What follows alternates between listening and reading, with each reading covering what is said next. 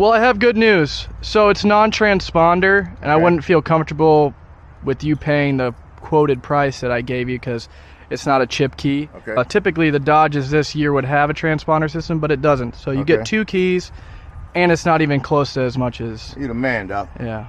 Yeah.